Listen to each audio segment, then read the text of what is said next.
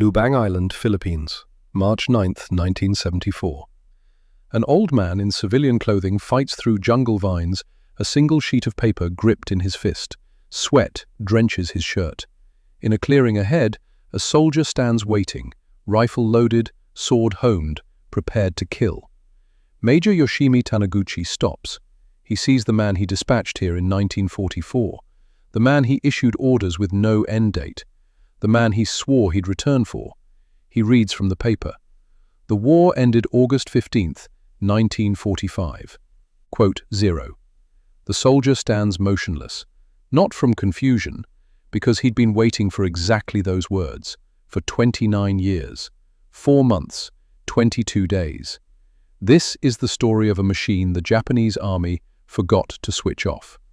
29 years earlier, December 26, 1944, Lubang Island, Philippines. A small boat slices through black water toward a blacker shore. 22-year-old Second Lieutenant Hiro Onota stands at the bow, watching the island swell before him. Palm trees cut dark shapes against a sky that will soon swarm with American bombers. The beach, silent, dangerously silent. Every man on this boat understands what's closing in. The Imperial Navy is wreckage scattered across the Pacific floor. The Americans are weeks out, maybe days. The war is already finished. But Onota hasn't come to win it. He's come to wait. Major Taniguchi meets him at the tree line where sand gives way to jungle. Hollow eyes. 72 hours without sleep. The collapse of an empire pressing down on his frame. He pulls Onota beneath the shadows of a palm grove, away from the others, away from any ear that shouldn't hear this. You understand your purpose.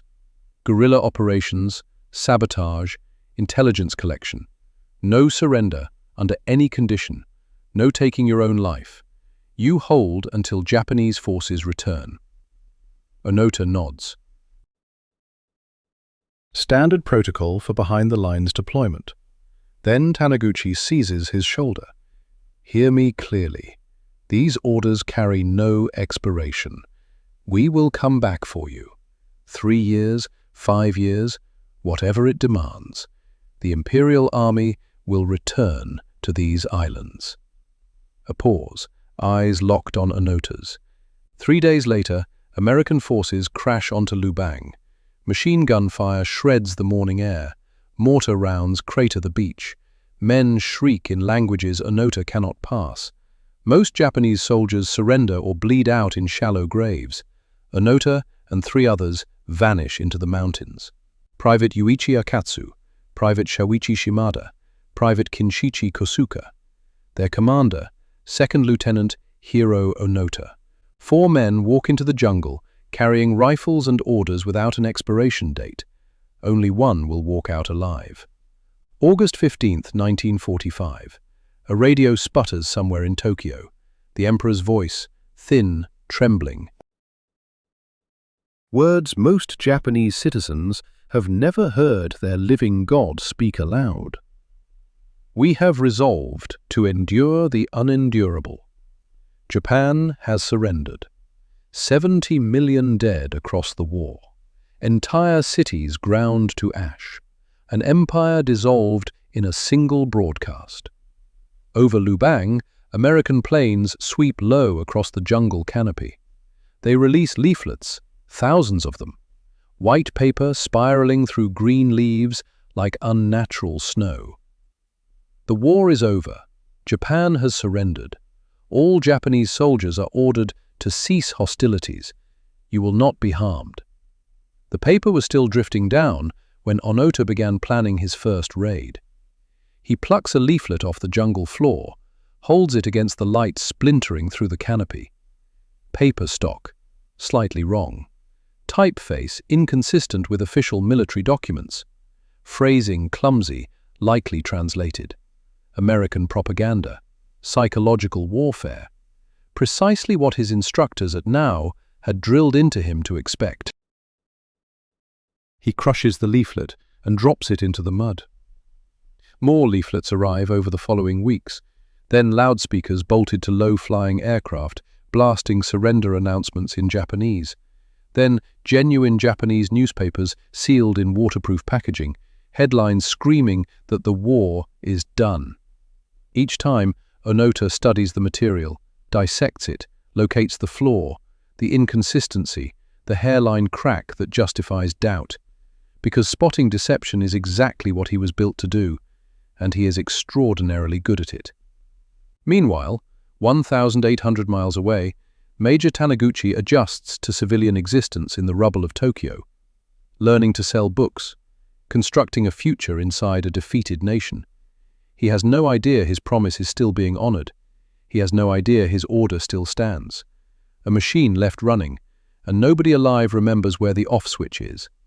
Leaflets keep raining down, loudspeakers keep blaring. None of it matters. Not one scrap carries the only thing Onoda requires: the correct signature on the correct document. The paper satisfies no one. And while the world drops pamphlets, Onoda is planning his first raid. The war is finished. The killing is about to start. 1946. Year one of a conflict that doesn't exist. Rain pounds the canopy for 30 consecutive days. 4 men huddle beneath a crude shelter, palm fronds stitched together with stolen tarpaulin. Water seeps through every gap. They haven't felt dry skin in 3 weeks. Their diet? Bananas, coconuts, rice looted from village storehouses during midnight raids. When supplies vanish, insects. They tend their weapons with religious devotion. Rifles cleaned until the steel catches light. Swords honed to a razor's whisper. Ammunition counted, recounted, guarded. They scan the horizon for Japanese ships. Nothing appears. The routine grinds forward anyway. Dawn inspection. Patrol routes carved through vegetation so thick it swallows sound. Signal fires lit on ridgelines for an audience of 0. 1949. 5 years deep. Private Akatsu stops eating, stops speaking. He sits against a tree trunk for hours, eyes locked on the green walls surrounding him. A cell without bars. One morning, while the others sleep, he rises, looks at his rifle, looks at the trail winding down toward the villages. He walks. 6 months later, he surrenders to Filipino police. A skeleton wrapped in skin, barely human in appearance, but breathing, finally free. He returns to Japan and tells anyone who'll listen. Onoda is alive out there. The war ended years ago. Someone has to reach him. Japan dispatches search teams. More leaflets flutter down. They fly Akatsu over the island, his voice thundering from loudspeakers. "Onoda, it's Akatsu. The war is over. Please come out. I'm begging you." Deep in the canopy below, Onoda hears his former comrade's voice ricocheting off the trees. And the conclusion is instant. They captured Akatsu, broke him, tortured him probably. Now they're weaponizing his voice to draw out the rest. This is textbook. Exactly what the instructors warned about. Surrender turns you into bait. Your own voice becomes a blade aimed at your brothers. 3 men hold position in the jungle. Akatsu escaped. He's broadcasting to the world that Onoda is still alive. Surely now someone delivers the proper orders. Surely now this ends. It doesn't. The year is only 1949. 25 years remain. The leaflets called him a survivor. The villagers chose a different word. Demon. Here's what the survival stories omit. The chapter that wrecks the tidy narrative of duty and devotion. Hero Onoda wasn't hiding. He was hunting. A Filipino farmer walks home at dusk. His spine aches from 12 hours bent over rice paddies. His mind drifts to dinner, to his wife, to children waiting by the door. He never spots the rifle barrel in the tree line. As many as 30 dead, farmers, police officers, civilians, casualties of orders no one remembered issuing. For close to 3 decades, Onoda and his men executed what they considered lawful guerrilla operations against an occupying enemy. They raided farms for provisions. They torched rice stores to deny the enemy resources. They ambushed what they believed were hostile patrols. 1954. Those patrols were civilians. A Filipino search party locates Onota's group near a river crossing. Gunfire splinters the humid air. Private Shimada catches a round through the chest. He drops into the current, blood blooming red in the water. His comrades haul him to the bank, but options don't exist. No hospital, no surgeon. Just jungle and rain and a man emptying out on foreign soil. They bury him beneath a tree indistinguishable from every other tree in this infinite green cage. 2 men left. Locals begin calling Onota the demon, a mountain spirit that strikes without warning. Parents warn their children, stay away from the highlands. Farmers carry guns to their own fields. Japan persists. Letters and photographs tumble from aircraft. Family members record messages, played through loudspeakers scattered across the jungle.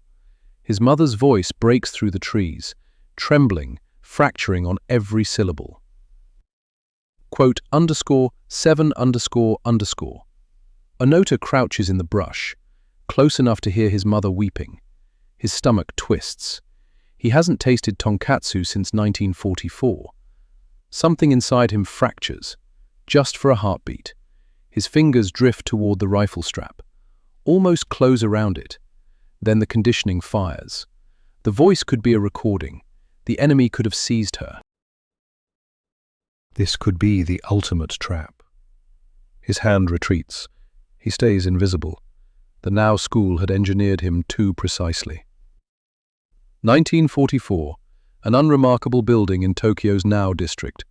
No signage, no markings, just a door and the men who vanish behind it. Japan's most classified military academy. No bayonet drills here, no red-faced sergeants screaming for push-ups. Instead, wooden desks, lectures on human psychology, thick manuals on deception and mental resistance. Picture young Onota in the 3rd row, notebook flat, pencil poised. An instructor in a pressed uniform moves slowly across the front of the room. The enemy will tell you the war is over. He chalks 2 words onto the blackboard in careful strokes. Psychological warfare. They will present newspapers. They will broadcast recordings. They will scatter letters written by your own families. They will deploy men who resemble your brothers in arms, calling you by name. He pivots to face them. These are techniques, nothing more. Your duty is to recognize them, resist them, and await legitimate orders from your commanding officer. One student lifts his hand. Sir, how long do we wait? Until orders arrive stating otherwise. But what if orders never come?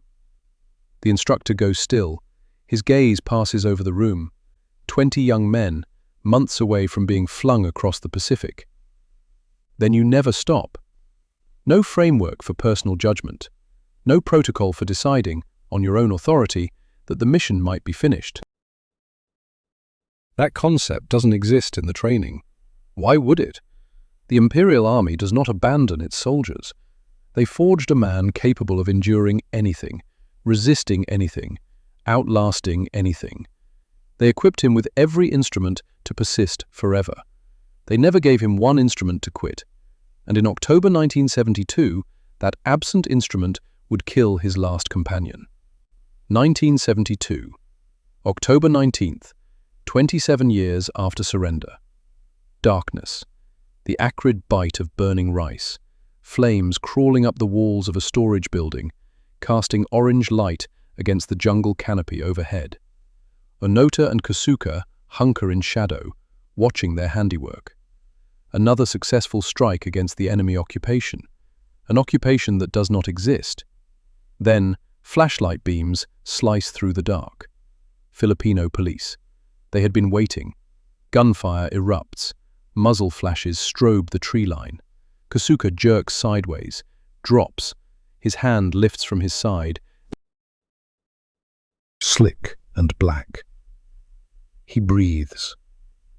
Onota squeezes rounds into the darkness. Then he moves, crashing through undergrowth, thorns raking his arms, branches lashing his cheeks. He does not slow down. Behind him, more shots. then nothing. He runs for 3 hours straight, doesn't stop until his legs buckle, and he crumples against a trunk, chest heaving. When dawn arrives, painting the canopy gold and green, Hiroo Onoda is alone, completely alone. 50 years old, more than half his existence consumed by this jungle. Every man who began this mission beside him is dead or surrendered, and still he cannot stop, because no one has authorized him to stop, because stopping is desertion, because stopping means confessing that the last 3 decades amounted to nothing. He constructs a new shelter deeper in the mountains, farther from the villages that track him. The routine persists.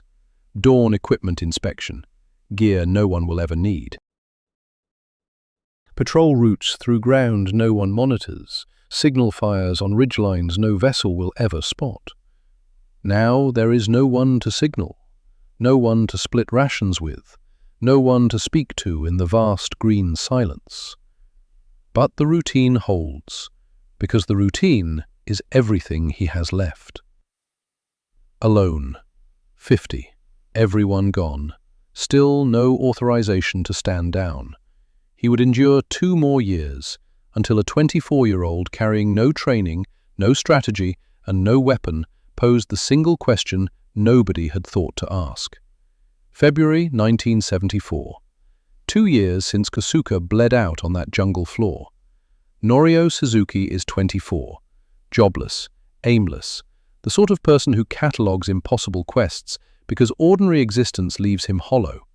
His list contains 3 entries. Find a wild panda. Find the abominable snowman. Find Second Lieutenant Onoda. He touches down on Lubang with a backpack and a camera. No training, no survival skills, no strategy beyond plunging into the jungle on blind faith. Everyone calls him crazy. The Philippine military spent decades combing that island. Helicopters, hundreds of troops, professional trackers. Nothing. Suzuki walks into the jungle alone anyway.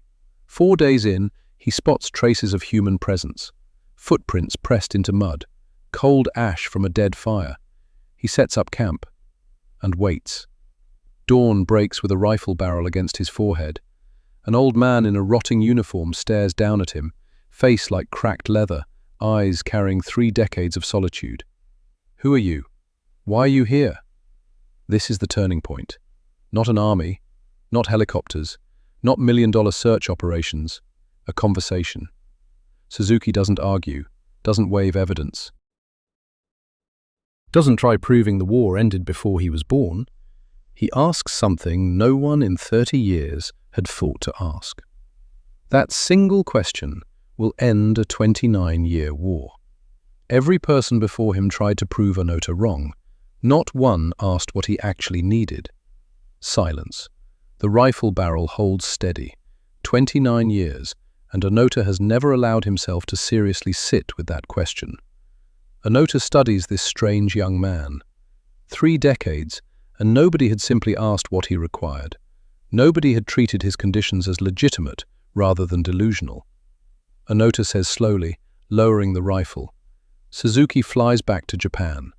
Weeks of digging through military records and veteran associations. He finally locates Taniguchi, working in a Tokyo bookstore, surrounded by paperbacks, living the quiet existence of a man who left the war behind a lifetime ago. Quote 28. Quote 29. Taniguchi's face drains white, then hardens. I made a promise. The jungle clearing. Taniguchi finishes reading. His voice dissolves into the thick, humid air. Silence. For 3 decades, Onoda has interrogated every scrap of information for signs of deception. Every leaflet, every broadcast, every family member's recorded voice, all rejected, all classified as enemy fabrication. But this is Taniguchi, the man who gave the order, the man who swore he would return, the man who kept that oath. Slowly, Onoda's hands drift toward the rifle strap. He hesitates. 29 years this weapon has been grafted to his body.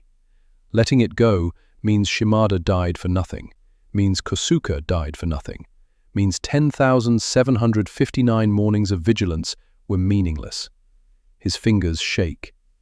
Then he looks at Taniguchi, the old man in civilian clothes. The old man who pushed through jungle to honor a promise from 1944. He lifts the rifle free, sets it on the ground. Ammunition, 500 rounds, on the ground. A sword sharpened every week for 30 years, on the ground. Everything that sustained him, everything that imprisoned him, on the ground. His expression shifts, the mask fractures, just for a second. One tear escapes, cutting a line down his weathered cheek. 30 years of waiting for comrades who never made it. A life consumed by a war that wasn't real. He straightens, salutes. Quote 31. Taniguchi's voice cracks. You can rest now. The last soldier of World War II has finally laid down his arms. The war was over. The trial never came. 2 days later, Manila. President Marcos extends his hand. Cameras flash. The pardon is signed with a golden pin. That same week, a Filipino widow buries her husband beneath a wooden cross she carved with her own hands. As many as 30 dead. Farmers, police officers, civilians. No trial, no justice. Japan was a vital trading partner. The charges vanish. Onoda flies home. Crowds pack the airport. A best-selling memoir follows. Hero to some, monster to others. He opens a survival school. Picture it.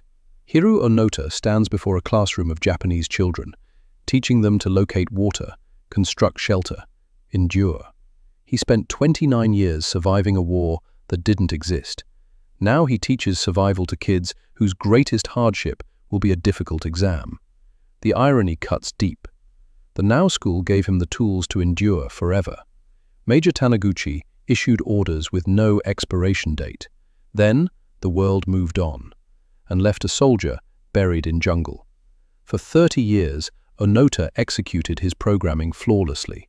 Watch, wait, survive, kill. The machine ran exactly as designed. That's what makes it horrifying.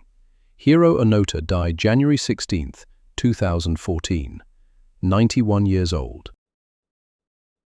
He never offered a public apology for the people he killed. In his mind, he had fulfilled his obligation. In his training, obligation was everything. The war ended in 1945.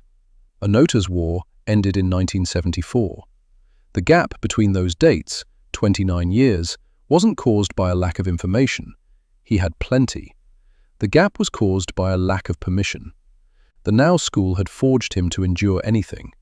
It never once prepared him for what comes after.